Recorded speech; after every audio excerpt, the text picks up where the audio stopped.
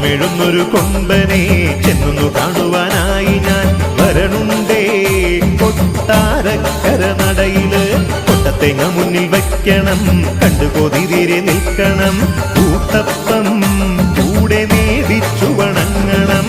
കൊട്ടാരക്കരയിലെ കുടവയറ സുന്ദര മൂഷികനോടൊത്ത് ചിരി തൂകിയാടിവാ.